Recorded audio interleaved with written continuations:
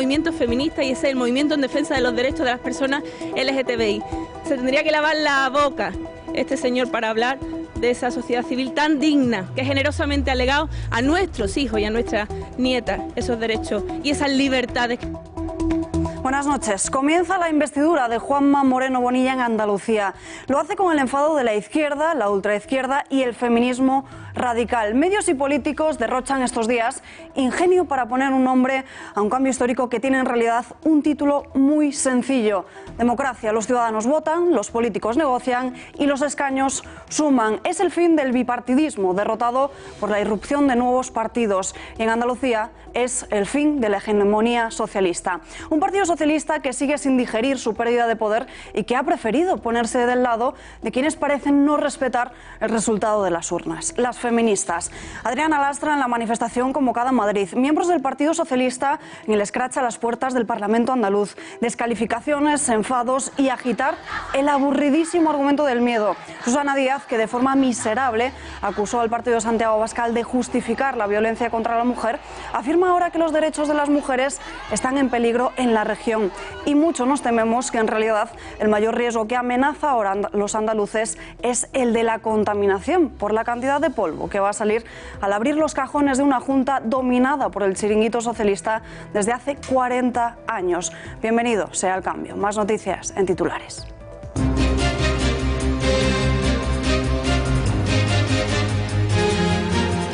Abogados de los encausados por el procés soberanista en el Tribunal Supremo consideran que el juicio no es una batalla perdida, mientras ultiman los escritos para pedir la absolución del delito de desobediencia.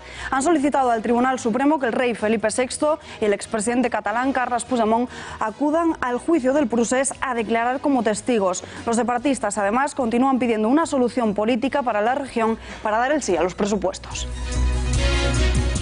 Pero yo entiendo que todos los catalanes, militen donde militen y voten lo que voten, estarán encantados, ¿no? Porque no creo que haya ningún catalán que se sienta catalán que le moleste que lleguen estas inversiones. Están viendo imágenes en directo, no solo concentraciones feministas en el Parlamento andaluz, también en Madrid, Barcelona, Zaragoza, Badajoz, Bilbao, Valencia y otras ciudades a lo largo y ancho de toda España. Lo hacen por la campaña mediática y política en contra de Vox. En unos minutos nos vamos en directo hasta la Puerta del Sol con nuestro compañero Kake Minuesa. La última esperanza para rescatar a Julen, el niño de 2 años que cayó en un pozo en la Sierra de Totalán, en Málaga. Los equipos de rescate han comenzado a abrir un túnel lateral de 80 metros para llegar hasta el pequeño. Los trabajos han comenzado a las 7 de esta misma mañana y el padre del menor ha mostrado su desesperación y angustia.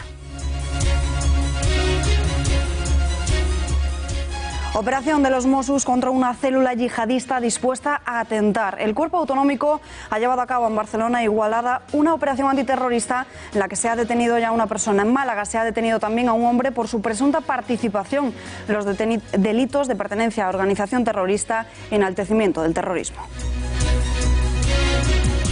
El rey Felipe VI ha presidido esta mañana la inauguración del Aeropuerto Internacional de Murcia. Han sido un total de 140 turistas británicos los que han estrenado la terminal de llegadas. Aterrizaron minutos antes de las 10:30 a bordo del primer vuelo que ha operado en este aeródromo. El secretario general del PP ha querido ironizar este hecho con el hobby del presidente Sánchez de volar. Ya sabíamos que hasta que no tuviera un aeropuerto donde aterrizar el Falcón no iba a poder asistir a la región de Murcia, porque sabemos que el señor Pedro Sánchez no va a coger el Alvia que nos ha puesto de segunda mano para venir a Murcia. Los británicos votaron en referéndum su salida de la Unión Europea el 23 de junio de 2016. 2 años y medio después, su gobierno y su Parlamento siguen sin encontrar la fórmula para cumplir el mandato de las urnas. Hoy se debate en ese mismo Parlamento y en Página Internacional les contaremos la última hora de Reino Unido.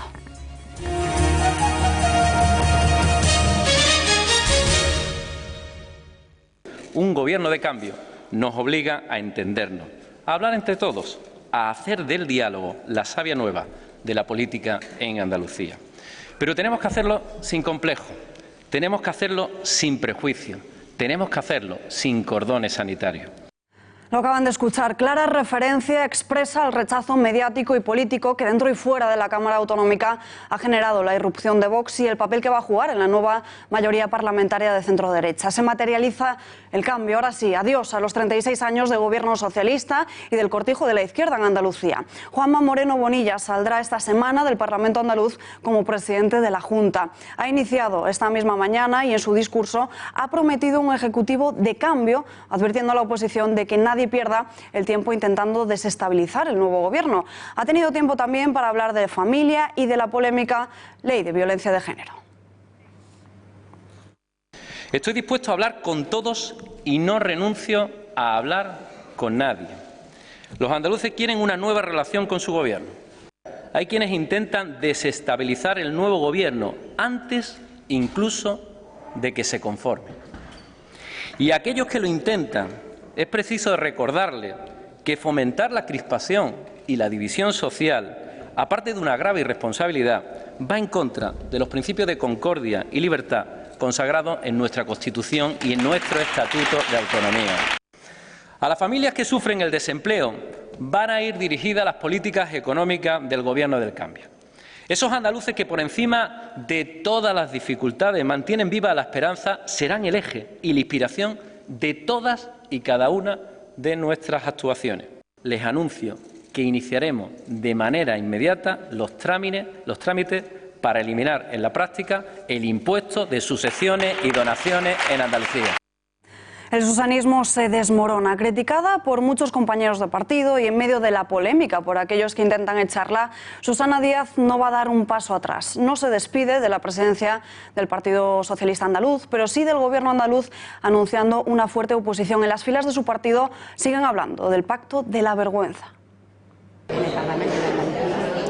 Bueno, yo creo que hoy en Andalucía lo que se perpetra es el pacto de la vergüenza. Eso es vergonzoso.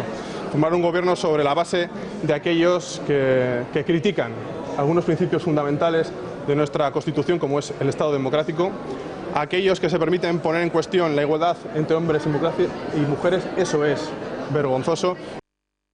Aquellos que apoyaron a Pedro Sánchez en la moción de censura y su gobierno de 84 diputados hablan ahora de la fragilidad en el Ejecutivo andaluz. Son palabras de los nacionalistas vascos y es la doble vara de medir. Si nos creemos lo que dice Ciudadanos, nace con una inseguridad tremenda, ¿no? Porque las cosas que el PP ha pactado con Vox no van a tener el respaldo de Ciudadanos. Bueno, pues si eso es así, no tendrán mayoría, decaerán, supongo que Vox se cabreará y empezará a poner en cuestión al gobierno. O sea que nace también un gobierno bastante cojo, ¿no? Desde el punto de vista de la solidez, y los gobiernos tienen que ser sólidos.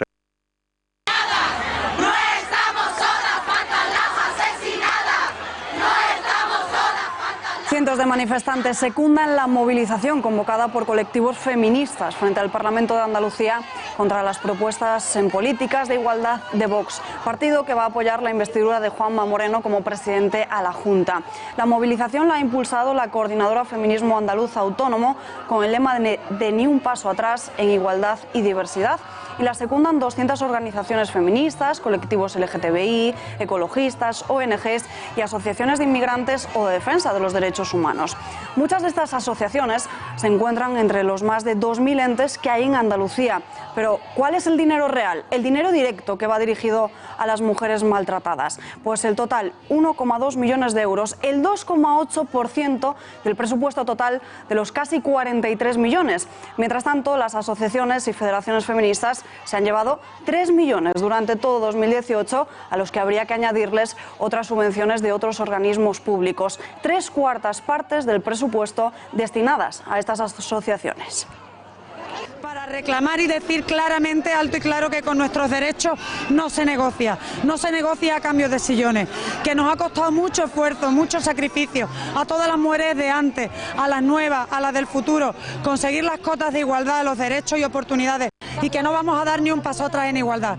Y que este es el primer día de los muchos que nos van a tener en la calle reclamando nuestros derechos. España es un país diverso, aquí cabemos todos, aquí no hay inmigrantes ilegales, aquí lo único legal es lo que se quiere hacer con los derechos adquiridos, con las cosas que hemos luchado y que hemos hasta ahora logrado, que no son muchas en comparación con lo que todavía falta. Desde el 8 de marzo hacia acá, las mujeres están dando una lección de civismo, de comportamiento, de actitud, de coherencia, y por eso hay que estar aquí, apoyando todo esto. En Podemos no solo han apoyado todas estas manifestaciones, ya acabamos de escuchar al diputado de esta formación, a Diego Cañamero. También señalan que la sociedad civil tendrá un papel fundamental en esta legislatura y, como si de un cuento se tratase, hablan del plan malévolo de Vox. Ese es el movimiento feminista y ese es el movimiento en defensa de los derechos de las personas LGTBI. Se tendría que lavar la boca este señor para hablar de esa sociedad civil tan digna que generosamente ha legado a nuestros hijos y a nuestras nietas esos derechos y esas libertades. En el Partido Socialista parecen preferir el teatro al hablar de tragicomedia en el proceso de investidura. En la bancada socialista, al igual que otras formaciones de izquierda y sindicatos, apoyan la movilización. Susana Díaz la marca dentro de una respuesta democrática. La presencia tóxica de la ultraderecha en ese acuerdo de gobierno va a condicionar y puede suponer un retroceso en esas leyes. Ellos están planteando clara y abiertamente la derogación de las leyes de igualdad y de lucha contra la violencia de género, y sobre todo va a impedir que se siga profundizando en los avances que en materia de igualdad y de lucha contra la violencia tienen que seguir dándose en España. Yo comparto plenamente lo que en el día de hoy están reivindicando los andaluces en la puerta del Parlamento, y lo respeto igual que he respetado siempre todas y cada una de las manifestaciones que se han producido a las puertas del Parlamento de Andalucía. Pero parece que en el socialismo todo se pega, hasta los continuos cambios de opinión. Como dijo Carmen Calvo, defendiendo el giro de 180 grados de criterio de Sánchez cuando no era presidente a cuando sí lo era. Acaban de escuchar a Susana Díaz, líder de la oposición. Vean ahora a Susana Díaz, presidenta de Andalucía en 2017. Yo ya le he dicho que no comparto ciertas actitudes de Podemos, como llamar a los ciudadanos a rodear el Congreso de los Diputados para influir en la voluntad de los representantes políticos en la Cámara. Y en el Partido Popular y también en Vox han mostrado su rechazo a estas concentraciones. Para ellos, hoy no era el día para esto y aseguran que no se puede permitir cale borroca a las puertas del Parlamento andaluz. Pues me parece lamentable, de todas formas ya me referiré a ello mañana.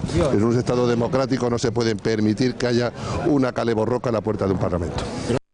Y ha sido la propia socialista Susana Díaz la que ha respondido a esas palabras del juez Serrano. Dice que esa gente a la que llama cale borroca es en realidad la gente que defiende a las mujeres.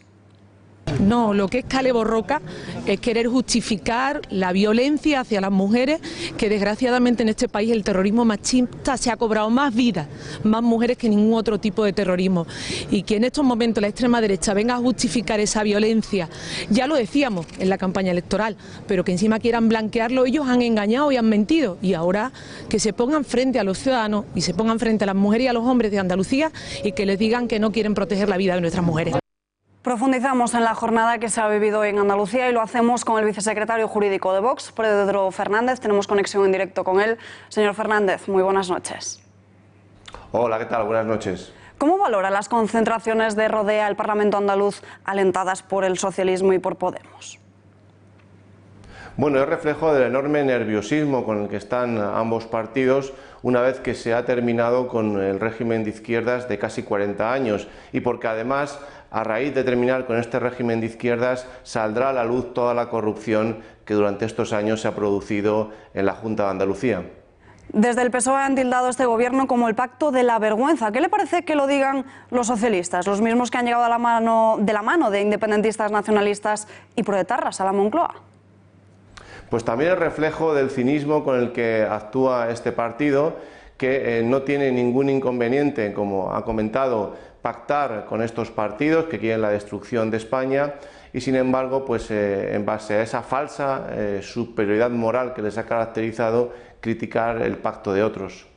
Distintas asociaciones feministas han encabezado las protestas por el nuevo gobierno andaluz en diferentes ciudades españolas. Es una prueba de que la llegada de Vox a la política va a suponer el fin de todas estas subvenciones a estas entidades. Cabe recordar que en Andalucía, de todo ese presupuesto, solo un 3% llega realmente a las víctimas. Por supuesto, tienen mucho que temer todas estas asociaciones feministas, porque con la llegada de Vox al Parlamento andaluz vamos a hacer lo posible para que se les acabe el chollo de las subvenciones. Por tanto, tienen mucho que temer todas estas asociaciones. ¿Cuál va a ser el papel real de Vox en el Parlamento andaluz? Ya que no está dentro del Ejecutivo, pero sí ha dado apoyo al mismo. Bueno, fundamentalmente controlar al gobierno, de una parte intentando que se produzca una real regeneración de la política andaluza y en segundo lugar exigiendo el cumplimiento de los acuerdos firmados con el Partido Popular. Pedro Fernández, gracias por atender a las cámaras de este informativo. Muy buenas noches. Buenas noches, gracias. Preguntado sobre los últimos episodios de violencia contra su formación, Santiago Abascal ha criticado el empeño de los medios de comunicación de izquierda en demonizar a Vox, al que define como un partido de extrema necesidad para España. Abascal ha señalado a los autores de las agresiones de las que están siendo víctimas sus militantes en toda España y ha desmentido rotundamente que existan irregularidades en sus cuentas. Bueno, yo en primer lugar quiero decir que lo más importante de estas imágenes que hemos visto es la valentía y la actitud cabal, controlada y tranquila de los militantes de Vox, que en toda España están acudiendo a sus lugares sabiendo lo que les espera, sabiendo que en cada lugar donde convocamos un acto, que en cada lugar donde hay una mesa para repartir publicidad, van a encontrarse con unos elementos violentos hasta grados insoportables que se atreven a hacer esto delante de las cámaras de televisión. Imaginad lo que no serían capaces de hacer si ningún móvil grabara y si no existieran cámaras de televisión. Hemos visto cómo utilizaban porras extensibles, están también los vídeos, para golpear en la cabeza de mujeres que iban a repartir publicidad de Vox. Y a la vez que muestro el orgullo por los militantes de Vox, quiero decir que nosotros no tenemos ninguna duda de por qué se produce esto. Y aquí hay muchas responsabilidades. Aquellos que de manera sistemática, desde el Palacio de la Moncloa, pero también desde el Palacio del Elíseo, han tratado de imponer un cordón sanitario permanente contra Vox. Siguiendo la línea de Podemos, la alcaldesa de Madrid, Manuela Carmena, intenta crear alarma en torno a Vox. Dice estar preocupada por un partido al que lo sustentan hombres. Se olvida la alcaldesa de Rocío Monasterio, de Mazalia Aguilar o de Alicia Rubio. Pues me preocupa mucho el tema de su concepción de la mujer y creo que las mujeres ahí debemos ser extraordinariamente sensibles y lúcidas y inteligentes y poder tener un debate muy interesante con las personas que tienen una visión, yo creo, equivocada de cuál es la situación de las mujeres. Nosotros tenemos que tener mucho interés en que se escuche el discurso de hombres, entre comillas, ¿no?, para que nos podamos entender. Los nacionalistas vascos también se suman a la guerra contra las filas de Abascal. En el PNV aseguran que ellos siempre han hablado con todo el mundo, pero ponen líneas rojas al diálogo con Vox. Bueno, nosotros, fíjese que somos los que siempre hemos presumido de hablar con todo el mundo, pero a nosotros hablar y sobre todo acordar con Vox se nos hace prácticamente imposible. Imposible. Nosotros provenimos de una tradición política exquisitamente democrática. Después de rechazar la equiparación salarial, los Mossos d'Esquadra, en guerra contra el consejero catalán de Interior, piden su dimisión. Tiene todos los detalles Sandra Toro. Sandra, muy buenas noches, cuéntanos. Buenas noches, Salva. Ha sido en una entrevista en TV3 donde Miquel Buch ha manifestado, en relación con las reivindicaciones de los sindicatos de los Mossos d'Esquadra, que hay elementos que sí se deben equiparar con los bomberos y otros que no. El sueldo no ha aclarado. A raíz de estas afirmaciones, el sindicato de Mossos ha pedido la dimisión de Buch. Consideran que su actitud cuando habla del sueldo de la policía catalana es indigna de un consejero y le exigen que cumpla con el acuerdo de equiparación firmado en 2008. Los agentes advierten que con su negativa el consejero les lleva al conflicto colectivo. Denuncian además que el gobierno catalán maltrata sistemáticamente a los Mossos y que no existe ninguna voluntad de mejorar sus condiciones laborales y económicas. Gracias, Sandra. Y el separatismo ve pocas probabilidades de apoyar los presupuestos. La consejera y portavoz del Govern, el Sartadi, ha advertido de que la probabilidad de que se tramiten es muy baja, por lo que el independentismo va a vetar las cuentas si el jefe del Gobierno, Pedro Sánchez, no aporta una solución política para Cataluña. En el Gobierno siguen intentando convencer no solo a los catalanes, también a la oposición. Yo invitaría, como ha hecho el presidente del Gobierno, a todos los partidos políticos. Este no es un problema solo de los partidos que defienden la independencia de Cataluña, para que no bloqueen su tramitación y se discutan los presupuestos para valorarlos, y después de haber hecho todas las comparaciones sobre la inversión aquí y la inversión allá, pues que se llegue a un voto final y se vote con conocimiento de causa su aceptación o su rechazo.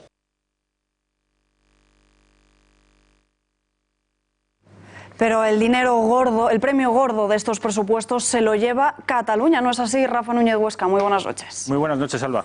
Efectivamente, hemos visto que en los últimos presupuestos generales del Estado, presentados en el día de ayer, fue Cataluña la que se llevó el mayor número de millones de euros, de miles de millones de euros.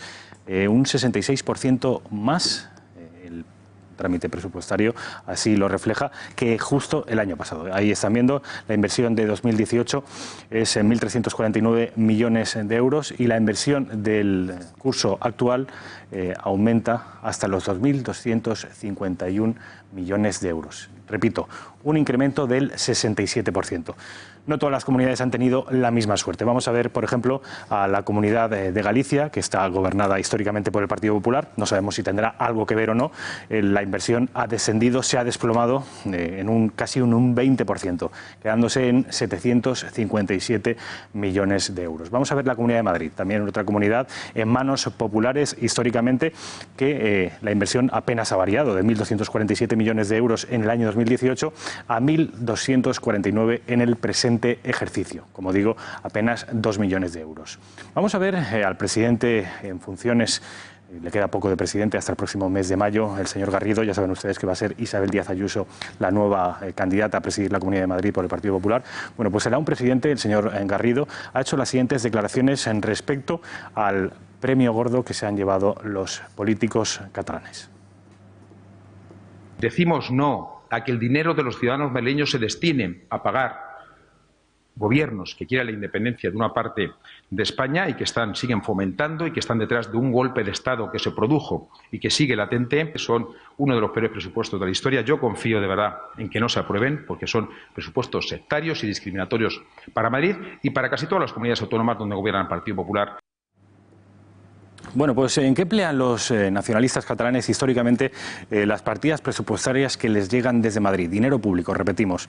Por ejemplo, en el año 2017, que fue el último año en que la Consejería de Asuntos Exteriores catalana tuvo presupuestos, saben ahora que están reabriendo tras el 155 todas las embajadas. Bueno, pues el año 2017, en manos de Raúl Romeva, esta consejería manejaba 39 millones de euros. La incrementó con respecto al año anterior en un 80%, casi dobló su partida presupuestaria respecto al año 2016. Esto es un pequeño ejemplo de en qué se gastan los políticos nacionalistas catalanes parte de los 2.200 millones que este año, según la partida del Ministerio de Hacienda, le corresponde a la comunidad autónoma catalana. Pero hay más inversiones, muchas de ellas destinadas a lo que se llama la construcción nacional. Esto al respecto de la política lingüística. Aquí hay que hacer un matiz, no estamos hablando de educación, la educación tiene sus partidas ordinarias. Esto es política lingüística extraeducativa, todo lo que tiene que ver con las subvenciones, folletos, doblaje de películas, industrias culturales, el apoyo para que todas esas industrias culturales se hagan exclusivamente en catalán y no en castellano. Con respecto a las asociaciones cívicas, que son también parte de ese dispendio en construcción nacional, el caso de Òmnium, y siempre según el diario El Confidencial, es bastante revelador. Por ejemplo, en el año 2016 se le ingresó directamente y sin intermediarios 1,1 millones de euros. En el año 2007 no hay, porque son las asociaciones cívicas catalanas bastante opacas. No hay datos de 2007, pero sí del periodo que va desde los 2008 al 2010. La Generalitat de Cataluña ingresó, que sepamos, porque son datos fruto de una investigación periodística, como digo, del Confidencial, ingresó 1,5 millones de euros por parte de la Generalitat. Desde el año 2011 al año 2013, 1 millón de euros. Después, ya inmersos en el procés, dejaron de haber estadísticas. Otra de las grandes asociaciones, Asamblea.cat, que junto con la ANC han sido las dos grandes impulsoras de las manifestaciones en este periodo del procés, recibió en el año 2016, el presupuesto, perdón, por mejor decir, del año 2016 es 3,3 millones de euros y del año 2017 1,9 millones de euros. Es necesario insistir en que ni una ni otra, ni ninguna otra de las grandes asociaciones cívicas independentistas aportan transparencia a la hora de justificar sus números y sus inversiones. Sin embargo, hay más donde podemos fijarnos a la hora de, en fin, desentrañar esta madeja independentista. Esta es una noticia del diario El Confidencial, al que antes me refería, en el que dice literalmente que el independentismo catalán siempre, según las investigaciones del diario El Confidencial, habría recibido 20.000 millones de euros de dinero público desde los tiempos de Pujol. Esta información del Confidencial se basa en un registro, en una investigación policial que vamos a ver, el siguiente dossier, en el que dice literalmente, como ven ustedes ahí, que desde que Jordi Pujol, esto lo dice literalmente el informe policial, llegó al poder en 1982, se deduce que solo las asociaciones separatistas camufladas bajo diferentes nominaciones han recibido unos 20.000 millones de euros. Repito, información policial que trascendió y que llegó a elconfidencial.com. 20.000 millones de euros. ¿Qué supone 20.000 millones de euros? Vamos a ver el siguiente gráfico. Recuerden ustedes que en el año 2019, en el presente ejercicio, el Estado transfiere a Cataluña 2.251 millones de euros. 20.000 millones de euros es casi 10 veces más. Es como si durante una década todo el dinero que ingresa el Estado en Cataluña se hubiera dedicado en exclusiva a financiar los proyectos separatistas. Y siendo así las cosas, merece la pena recordar una frase del histórico Julio Gamba, según la cual una nación se hace lo mismo que cualquier otra cosa. Es cuestión de 15 millones de euros, 15 años y de 1 millón de pesetas. Julio Gamba hacía esta referencia desafiando a sus lectores a que él podía hacer de Getafe, se refería a la localidad madrileña, una nación solo con un poco de tiempo y algo de dinero. Es lo que está ocurriendo desde hace 40 años con Cataluña, Alba. Rafa, gracias y muy buenas noches. Y seguimos en Cataluña porque los golpistas quieren que el Supremo cite como testigos al rey, a Su Majestad el Rey Felipe VI y a Carles Puigdemont. Estas peticiones figuran en el escrito de defensa que el abogado Jordi Pina tenía previsto presentar a lo largo de esta tarde en el Alto Tribunal. El nombre del rey Felipe aparece en el listado de testigos solicitados junto al de Carles Puigdemont, pero la defensa no detalla en su escrito la forma más adecuada para que puedan comparecer, habida cuenta de las dificultades para que lo hagan. Los tres acusados piden la comparecencia de Felipe VI por el histórico discurso que pronunció el 3 de octubre de 2017, 2 días después de la celebración del referéndum ilegal del 1 de octubre. En el caso de Puigdemont, la defensa de Sánchez, Rull y Turull pretende que declare para que pueda acreditar, entre otros aspectos, los intentos de diálogo que la Generalitat dice ofreció al gobierno. Pero tendría que ser por videoconferencia, porque si pone un pie en España sería detenido. Y hablamos de todo ello con la periodista Laura Fábrega. Nos vamos en directo hasta su redacción. Laura, muy buenas noches. Hola, buenas noches. 3 son los temas que han marcado el encuentro entre Torra y Puigdemont: presupuestos, juicio al procés y las elecciones municipales y europeas. ¿Qué es lo que más preocupa a los separatistas ahora? Bueno, lo que más preocupa ahora mismo a los separatistas es que el fracaso del procés, que el procés ha fallido y que por lo tanto ya no tienen ninguna hoja de ruta para seguir y para intentar tener movilizada a la gente, ¿no? Después, dentro del mismo secesionismo, pues hay dos facciones, una más posibilista que sí que quiere aprobar las cuentas de Pedro Sánchez porque teme a que si se convocan nuevas elecciones pues pueda llegar el gobierno, lo que se conoce como el tripartito de derechas, y después hay otra parte del independentismo irredento, digamos, que no se quiere mover ni un ápice de la confrontación directa con el Estado y con el gobierno. Y mencionando los presupuestos, los separatistas dicen que no darán un cheque en blanco al gobierno. ¿Es esto un farol? La otra opción es un adelanto electoral con la entrada inminente de Vox en el Congreso de los Diputados.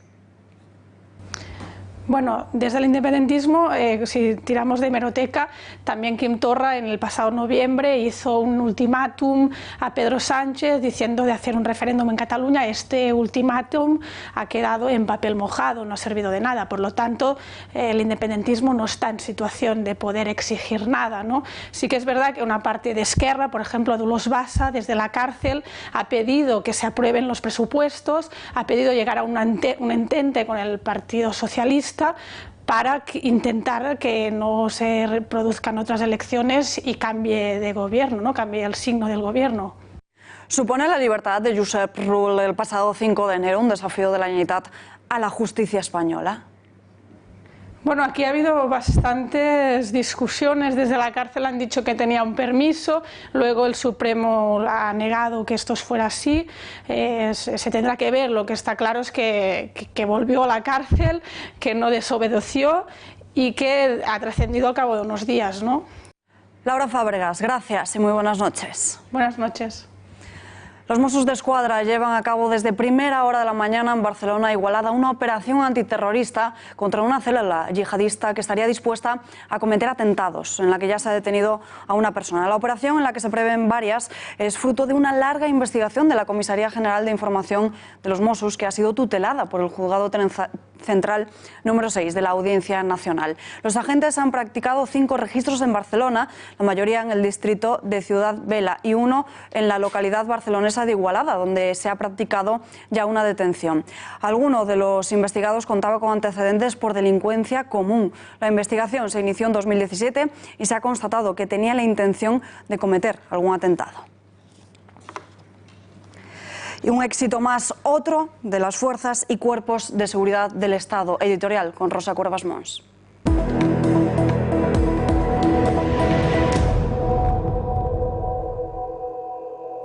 Buenas noches, Alba. Desde el 11 de marzo de 2004, tras el fatídico atentado de Atocha hasta hoy, las fuerzas y cuerpos de seguridad del Estado han llevado a cabo casi 300 operaciones contra el terrorismo yihadista y han detenido a más de 700 personas.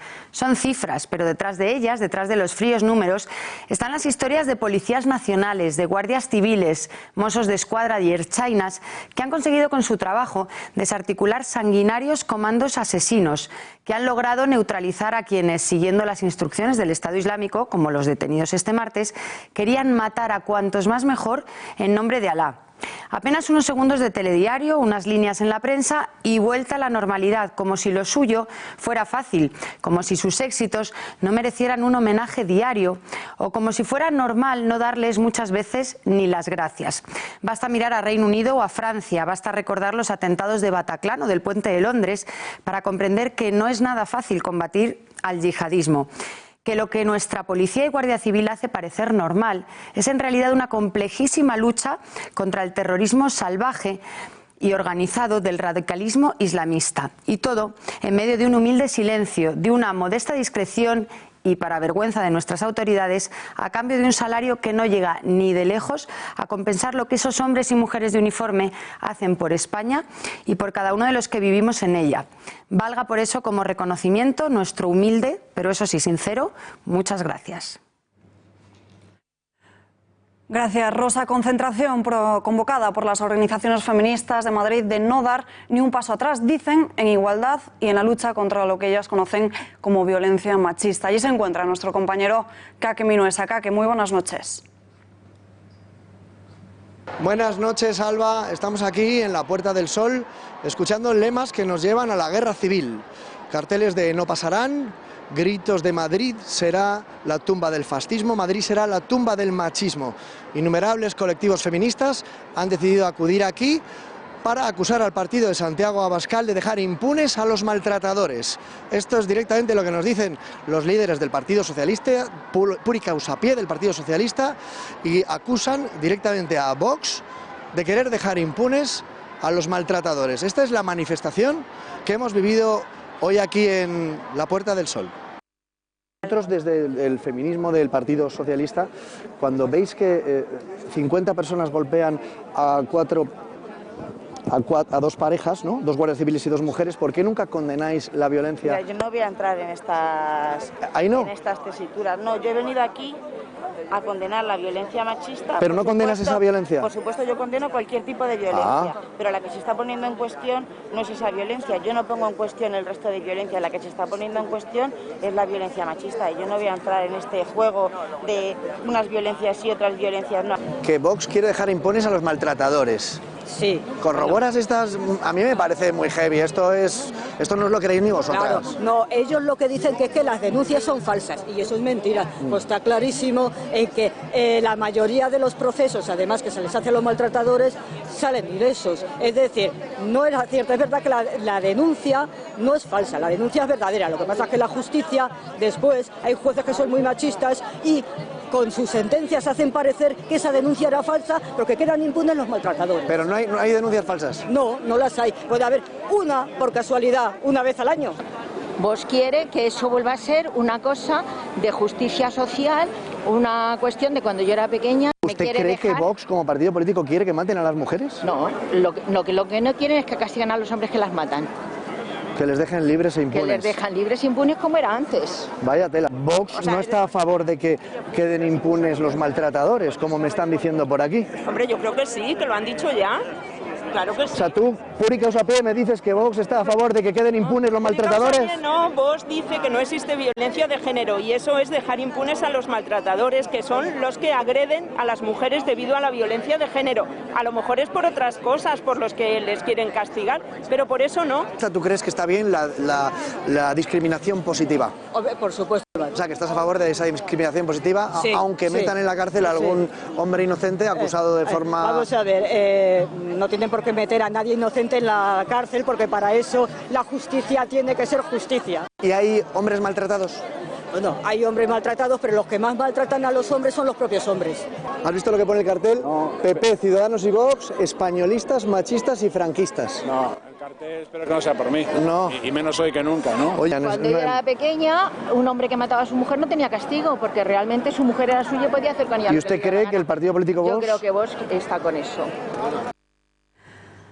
Analizamos todas estas movilizaciones feministas con Rafa Núñez Huesca. Rafa, muy buenas noches de nuevo. Muy buenas noches, Alba. ¿Qué te parecen todas estas mujeres que han salido a las calles azuzadas por una campaña política y también mediática en contra de esas políticas que quiere cambiar Vox? Bueno, pues yo creo que lo estamos viendo muy claramente. Se trata de mujeres que en la mayoría de los casos han escuchado informaciones sueltas, pero a juzgar por las respuestas que le dan a nuestro compañero Kake Minuesa, no son respuestas rigurosas y exactas con la verdad. Hemos escuchado testimonios verdaderamente estremecedores, según los cuales Vox estaría prácticamente a favor de un genocidio femenino, de, por supuesto, soltar a los hombres que hayan asesinado a sus mujeres. Y esto, desde luego, no hay por dónde cogerlo. Yo creo que deberíamos entre todos intentar apaciguar los ánimos y me parece una irresponsabilidad, Alba, eso sí que lo tengo que decir, que un partido que se le presupone moderado o constitucionalista como es el Partido Socialista, recordemos que no estamos hablando de Podemos, estamos hablando del Partido Socialista, anime a salir a las calles para... que no se nos olvide en ningún momento. Esto no es otra cosa que una reacción contra el cambio de gobierno en la Junta de Andalucía. El Partido Socialista ha perdido después de 36 años en la Junta, se ha puesto el Partido Popular, ha tomado las riendas de Andalucía el Partido Popular, y esto no deja de ser una reacción contra un cambio de gobierno democrático, legítimo y escogido al fin y al cabo por la mayoría de los andaluces. Y todo ello sin contar que la mayoría de esas mujeres que han salido hoy a las calles desconocen que del presupuesto total que se destina a estas asociaciones feministas, solo un 3% llega realmente a las víctimas. Efectivamente, en esta casa nos hemos esforzado en ofrecer los datos rigurosos, hemos hecho desglose de datos oficiales, acudiendo a las estadísticas legales de la Junta de Andalucía, y hemos podido descubrir. La lástima es que solo lo ha hecho esta casa, la inmensa mayoría de los medios de comunicación han ignorado esa estadística. Hemos podido descubrir, repito, que de los 42 millones que dedica la Junta de Andalucía, solo la Junta de Andalucía, multiplique ese gasto por 17, que son las comunidades autónomas, de 42 millones de euros que se dedican a las políticas llamadas de género, solo 1,5 va finalmente a las mujeres maltratadas. Esto es, como bien decías, un 3%, exactamente un 2,8% 8% del presupuesto total, va efectivamente a las mujeres que han sido víctimas de un maltrato. El resto, el 97,2%, va orientado ese presupuesto a regar asociaciones, sindicatos, estructuras, muebles e inmuebles que sí tienen que ver con el combate contra esta lacra, pero el objetivo final, el objetivo último, no es, desafortunadamente, las mujeres que efectivamente han sido maltratadas. Bueno, esto pone en evidencia que Vox ha vuelto a centrar el debate sobre aquellos temas que estaban olvidados. Efectivamente, esto, independientemente de la simpatía que se le tenga al partido de Santiago Abascal, hay que reconocérselo. Yo creo que nadie le hurta esa victoria, y es que Vox ha sabido y ha tenido el valor y el coraje suficiente como para romper la mordaza de la corrección política y colocar en la agenda político-mediática un debate, Alba, que hasta hace muy poquito ningún partido político se atrevía a señalar. La fábula de el rey está desnudo es lo que ha hecho el partido de Santiago Abascal, señalar al rey y decir, aunque todo el mundo lo sabía, que el rey estaba desnudo. Esto ha obligado a los partidos políticos a reposicionarse, a quitarse las caretas y, como en el caso de Ciudadanos, a desmerecer la confianza que muchos ciudadanos habían depositado en ellos. Pues Rafa Núñez Huesca, gracias. Muy buenas Alba. noches. Hasta mañana.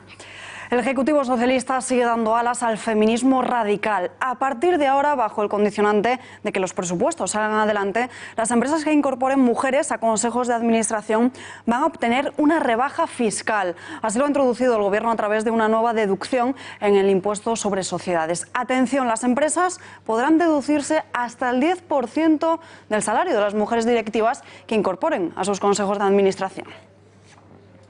Y ya se sabe que Pedro Sánchez es muy aficionado a eso de usar el Falcon, y ahora que se ha inaugurado un nuevo aeropuerto en Murcia podrá viajar hasta la región con más facilidades. Pero hay una curiosa petición de Ciudadanos para que deje el avión aparcado para que acuda a Extremadura. Entre en conexión con Redacción de Informativos. Pepe García Saavedra, muy buenas noches. Efectivamente, Alba, se trata de una petición tramitada a través de la plataforma de firmas change.org, en la que se pide al Consejo de Ministros que celebre una reunión próximamente en Extremadura. Ojo, y que viajen todos ellos en tren. Esta medida cuenta ya con 70.000 firmas de apoyo y parte de un ciudadano extremeño que vive en Cataluña y que denuncia que tarda menos en llegar a Nueva York que hasta Extremadura a visitar a su familia. Dice concretamente en esta petición: queremos mostrar el paisaje y la realidad extremeña al Gobierno y a los ministros. Creemos que no son necesarios ni tantos coches oficiales ni aviones Falcon. Por cierto, Alba, que como bien decías, hoy se ha inaugurado el Aeropuerto Internacional de Murcia con presencia del Rey y del Ministro de Fomento, José Luis Ábalos. Precisamente el Partido Socialista no era muy defensor de esta infraestructura y hasta hace poco tiempo la criticaba, pero hoy se ha querido estar allí para hacer la foto. Esto es lo que ha denunciado el secretario general de los populares, Teodoro García Egea, que además ha tirado de ironía y ha invitado a Pedro Sánchez que visite ahora la región de Murcia, que ya tiene donde aparcar el Falcon. Vamos a ver las declaraciones de Teodoro García Egea. Hemos conocido durante estos días que el próximo sábado el presidente del Gobierno, Pedro Sánchez, va a venir a la región de Murcia a presentar al candidato a la alcaldía de Murcia.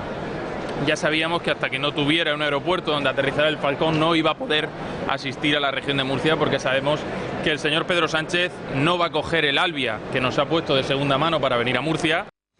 Desde primera hora los equipos de rescate trabajan sin descanso por el rescate del pequeño Julen, el menor de 2 años que cayó a un pozo en la localidad malagueña de Totalán. Para ello han comenzado a abrir un túnel lateral y horizontal de entre 50 y 80 metros, aprovechando la pendiente de la montaña, y así intentar llegar a la zona donde se supone que se encuentra el pequeño. De las 3 posibilidades que se barajan desde este lunes, esta es la más segura, ya que las otras 2, la apertura a cielo abierto y la creación de un túnel paralelo al pozo donde cayó el pequeño, se consideran menos seguras, aunque de momento no están descartadas. La Guardia Civil, además, está intentando investigar cómo fue posible que Julen cayese hasta este túnel. Desesperación, dolor y mucha angustia son los sentimientos que invaden a los familiares de Julen, pero a pesar de ello mantienen de momento la esperanza. Esta mañana su padre ha hablado a los medios de comunicación. Desde aquí todo nuestro cariño. Muchísimas gracias. De verdad que, bueno, todos tenemos niños y nos ponemos en su piel y no me puedo imaginar el dolor tremendo que tiene que estar. No se puede poner en mi piel nadie. Lo sé. No puedo ni imaginármelo posiblemente. Hasta luego, disculparme, por favor. No, faltaría más. No tiene que pedirnos disculpas, José. Hasta luego. Si viven en Madrid y mañana piensan coger el coche, presten atención. Prohibición de circular a los automóviles sin distintivo ambiental por la M30 y Almendra Central. Es decir, los de gasolina anteriores al año 2000 y los diésel previos a 2006. Se trata de la segunda vez que esta restricción funciona en la ciudad de Madrid, después de que se aplicase el escenario 2 del nuevo protocolo del pasado 11 de diciembre, cuando se estrenó esta medida. Esta se suma además a la reducción de 70 km por hora y solo podrán aparcar en la zona SER los vehículos cero y emisiones y eco. Y abrimos ya página internacional porque Theresa May se lleva otro varapalo en el Parlamento británico. Rechazo frontal a ese acuerdo que había pactado con Bruselas, porque el Parlamento ha votado en contra de ese acuerdo de salida negociado entre el gobierno de Theresa May con la Unión Europea. 432 votos en contra por 202 a favor. La Cámara de los Comunes tumba sin contemplaciones el acuerdo de May, obligada a presentar en 3 días hábiles un plan B. De poco ha servido su llamada a cumplir con el resultado al referéndum y asegurando que se trataba del voto más importante de su vida. Y además, otro balapalo en el día de hoy para Theresa May. El líder de la oposición, el laborista Jeremy Corbyn, ha anunciado la presentación de una moción de censura contra ella. Como vemos, naufraga el plan de Brexit de Theresa May.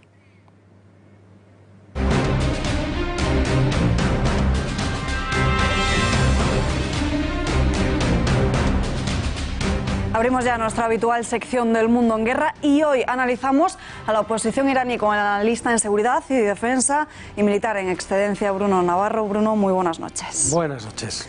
Bueno, se ha hablado durante todos estos días de la organización de los mujahidines del pueblo de Irán porque financió la campaña de Vox en el año 2014. ¿Quiénes son exactamente los que forman parte de esta organización?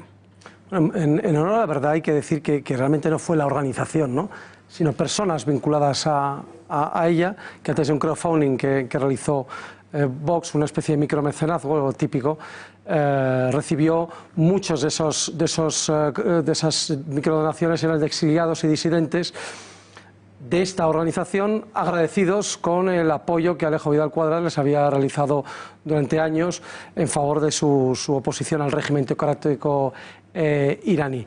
Dicho esto, también hay que decir que no fue la organización de los mujahidines del pueblo de Irán. Estas personas no estaban vinculados realmente al MEC, sino a la rama política, digo MEC porque es la abreviatura de esta organización, sino de su rama política, el Consejo Nacional de la Resistencia de Irán, el CNRI.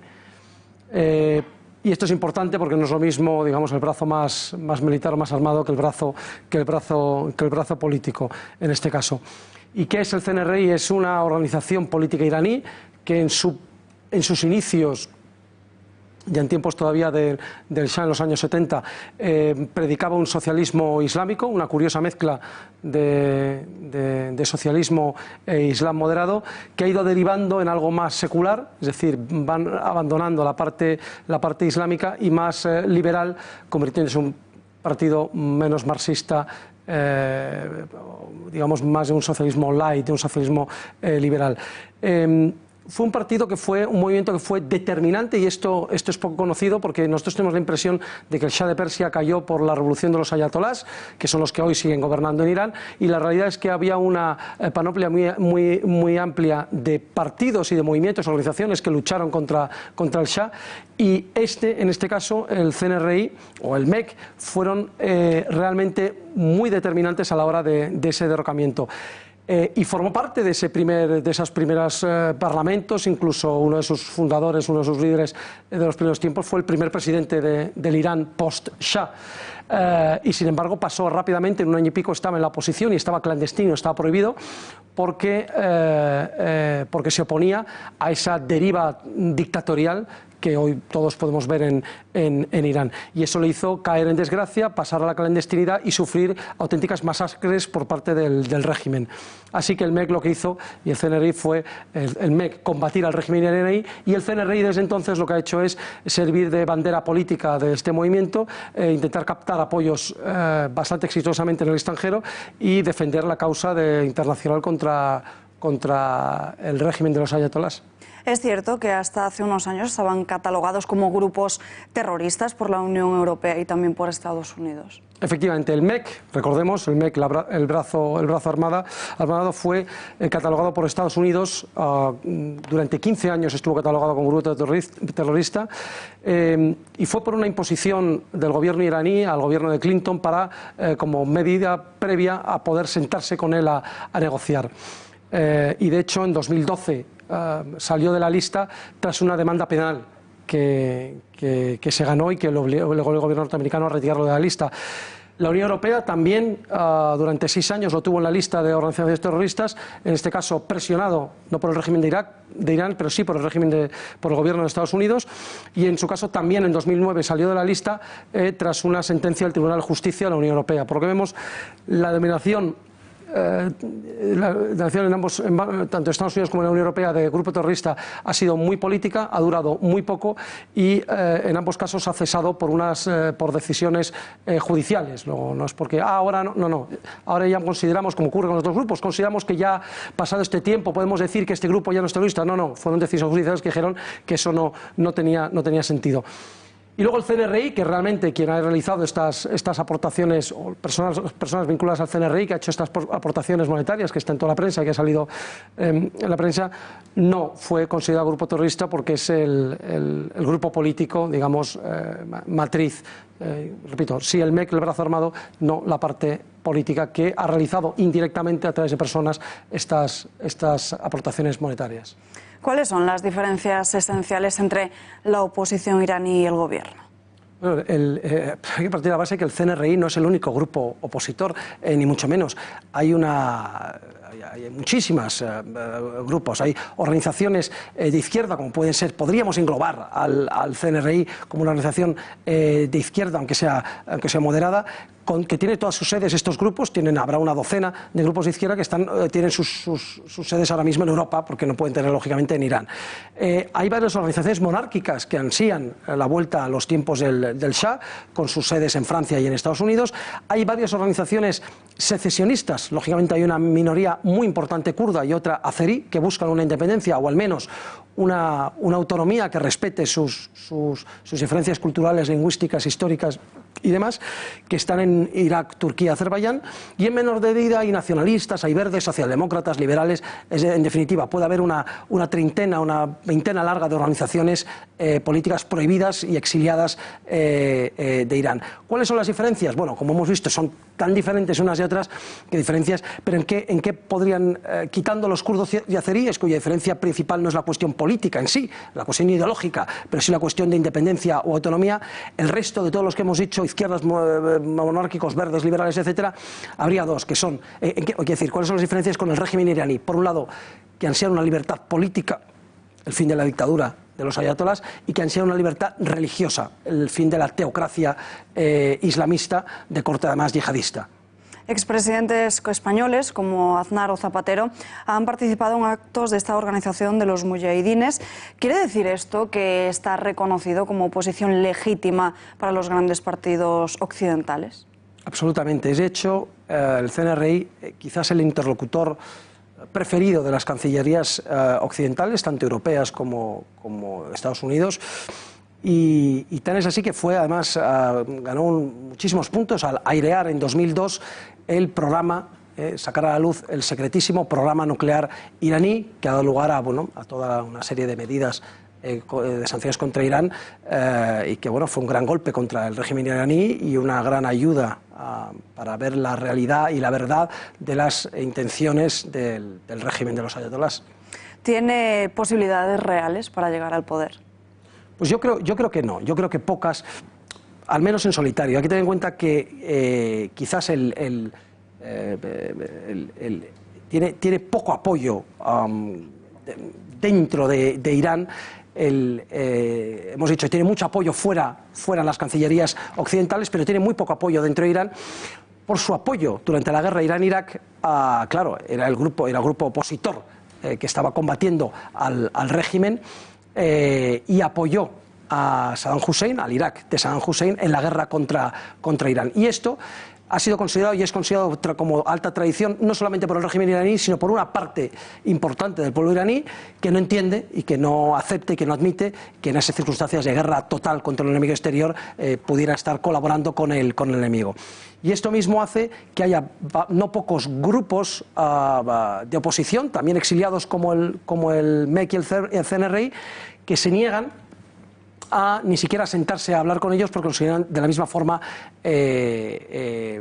traidores. Con lo cual, ¿de qué puede servir más que de llegar al gobierno y difícilmente formar parte de alguna coalición, aunque ya lo veremos en el futuro? Por lo menos sí que sirve para mantener la llama, ya que es muy importante este movimiento, es muy importante a la hora de denunciar las barbaridades del régimen iraní y de servir un poco de trampolín político para las demandas del exilio. Pues Bruno Navarro, muchísimas gracias por estar aquí con nosotros. Muy buenas noches. A vosotros, muy buenas noches. Y nosotros nos despedimos ya, nos hemos quedado sin tiempo para más, pero pueden seguir informados en El Gato al Agua de esta noche, que comienza a las 10. Y antes, Tiempos Modernos, ya lo saben, les espero mañana aquí a las 8:30 con más información, no nos fallen, ya lo saben, lo que otros no le cuentan o como otros no se lo cuentan. Buenas noches.